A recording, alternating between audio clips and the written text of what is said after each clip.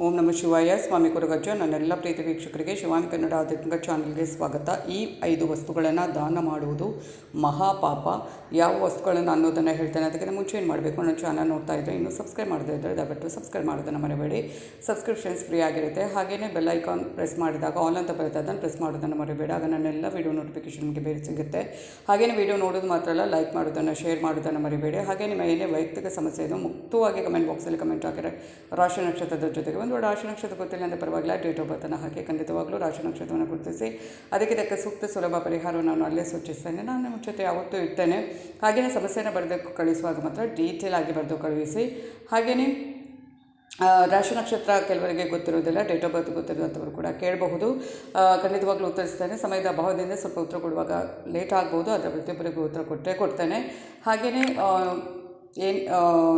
ನಾನು ನಮ್ಮಿರೋ ಶಿವದೇವರ ಕುರುಗಜ್ಜ ದೈವದ ಆಶೀರ್ವಾದ ನನ್ನೆಲ್ಲ ಪ್ರೀತಿ ವೀಕ್ಷಕರ ಮೇಲೆ ಸದಾ ಇರುತ್ತೆ ಅಂತ ಹೇಳ್ತಾ, ಇಂಥ ವಸ್ತುಗಳನ್ನು ದಾನ ಮಾಡುವುದರಿಂದ ದಾನಗಳಿಗೆ ಮಾತ್ರವಲ್ಲದೆ ಸ್ವೀಕರಿಸುವವರಿಗೂ ಸಮಸ್ಯೆಗಳು ಉಂಟಾಗ್ಬೋದು. ಆದ್ದರಿಂದ ಆ 5 ವಸ್ತುಗಳು ಯಾವುದು?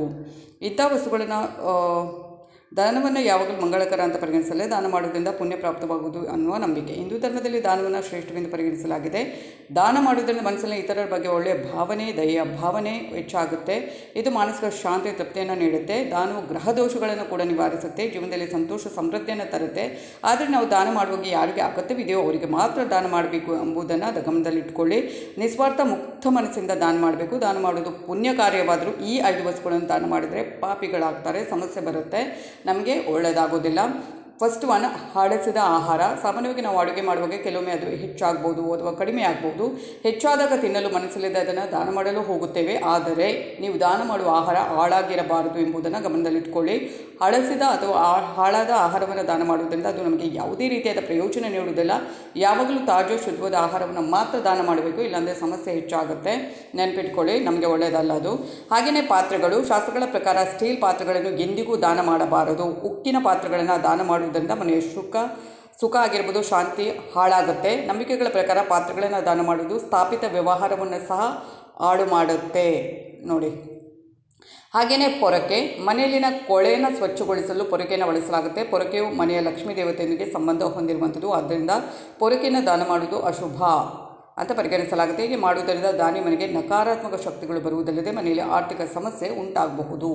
ಹಾಗೆಯೇ ಚೂಪಾದ ಅಥವಾ ಮೊನಚಾದ ವಸ್ತುಗಳು, ಚಾಕು, ಸೂಜಿ, ಕತ್ತರಿ ಮುಂತಾದ ಚೂಪಾದ ಅಥವಾ ಮೊನಚಾದ ವಸ್ತುಗಳನ್ನು ದಾನ ಮಾಡಬಾರ್ದು. ಇಂಥ ವಸ್ತುಗಳನ್ನು ದಾನ ಮಾಡುವುದರಿಂದ ದಾನಿಗಳ ಮತ್ತು ಸ್ವೀಕರಿಸ್ತಾರೆ ಯಾರು ನೋಡಿ ಅವರ ನಡುವೆ ಮನಸ್ತಾಪ ಉಂಟಾಗಬಹುದು. ಹರಿತವಾದ ವಸ್ತುಗಳು ದಾನ ಮಾಡುವುದರಿಂದ ಮನೆಯಲ್ಲಿ ಅಪಶ್ರುತಿ ಉಂಟಾಗುತ್ತೆ ಅಂತ ಶಾಸ್ತ್ರಗಳಲ್ಲಿ ವಿವರಿಸಲಾಗಿದೆ. ಹಾಗೆ ಬಳಸಿದ ಎಣ್ಣೆ. ವಾಸ್ತವವಾಗಿ ಜಾತಕದಲ್ಲಿ ಶನಿದೋಷವನ್ನು ಹೊಂದಿರುವ ವ್ಯಕ್ತಿಯು ಎಣ್ಣೆಯನ್ನು ದಾನ ಮಾಡುವುದು ಮಂಗಳಕರ. ಆದರೆ ಈ ಎಣ್ಣೆ ಎಂದಿಗೂ ಕೆಡಬಾರದು. ಆದ್ದರಿಂದ ಬಳಸಿದ ಸಾಸಿವೆ ಎಣ್ಣೆಯನ್ನು ತಪ್ಪಾಗಿಯೂ ದಾನ ಮಾಡಬಾರದು.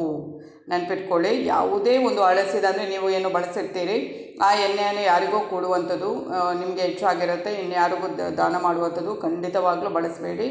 ಅದನ್ನು ಒಂದು ಹೆಚ್ಚಾದರೂ ಕೂಡ ಅದನ್ನು ಚೆಲ್ಲಿ ಅದನ್ನು ಬಿಟ್ಟು ಬೇರೆಯವರಿಗೆ ದಾನ ಮಾಡಲಿಕ್ಕೆ ಅದನ್ನೆಲ್ಲ ಹೋಗಬೇಡಿ. ಇಂಥದ್ದೆಲ್ಲ ವಸ್ತುಗಳನ್ನು ದಾನ ಮಾಡಲಿಕ್ಕೆ ಯಾವತ್ತೂ ಹೋಗಬೇಡಿ. ಯಾವ ಪುಣ್ಯನೂ ಸಿಗೋದಿಲ್ಲ, ನಿಮಗೆ ಪಾಪ ಕಟ್ಕೊಳ್ಳುವಂಥದ್ದು.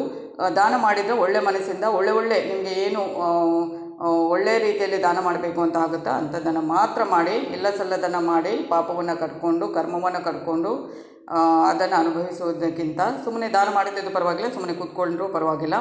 ದಾನ ಮಾಡುವಾಗ ಈ ವಿಷಯಗಳನ್ನು ನೆನಪಿನಲ್ಲಿ ಇಟ್ಕೊಳ್ಳಿ. ದಾನವನ್ನು ಯಾವಾಗಲೂ ಶುದ್ಧ ಮನಸ್ಸಿಂದ ಮಾಡಬೇಕು. ಏನೋ ಯಾರು ಮಾಡ್ತಾರೆ ನಾವು ಕೂಡ ಮಾಡಬೇಕು ಅಂತ ಒಟ್ಟಾರೆ ಮಾಡೋದಲ್ಲ.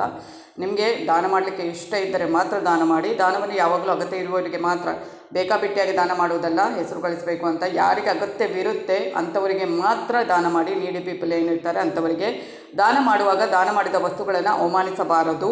ದಾನ ಮಾಡಿದ ನಂತರ ದಾನ ಮಾಡಿದ ವಸ್ತುಗಳಿಗೆ ಕೊರಗಬಾರದು. ನಾವೇನು ದಾನ ಮಾಡ್ತೇವೆ ಆನಂತರ ಕೊರಗ್ತೇವೆ, ಅಯ್ಯೋ ನಾವು ಯಾಕೆ ದಾನ ಮಾಡಿದ್ವಪ್ಪ, ನಮಗೆ ಇರ್ತಾಯಿತ್ತು ಅಂತ ಆ ಥರ ಎಲ್ಲ ಅಂದ್ಕೊಂಡು ದಾನ ಮಾಡಬೇಡಿ. ನಿಮಗೆ ಇಷ್ಟ ಇದ್ದರೆ, ಮನಸ್ಸಿದ್ದರೆ ಶುದ್ಧ ಮನಸ್ಸಿನಿಂದ ಒಳ್ಳೆಯ ರೀತಿಯಲ್ಲಿ ದಾನ ಮಾಡುವುದನ್ನು ಮಾಡಿ. ಅದರಿಂದ ನಿಮಗೆ ಪುಣ್ಯಪ್ರದವಾಗುತ್ತೆ. ಇಲ್ಲಾಂದರೆ ಒಟ್ಟಾರೆ ದಾನ ಮಾಡಿ ಏನೇನೋ ಇದು ಮಾಡಿಕೊಂಡು ಕರ್ಮ ಸುತ್ತುಕೊಳ್ಳುತ್ತೆ. ನೆನಪಿಟ್ಕೊಳ್ಳಿ.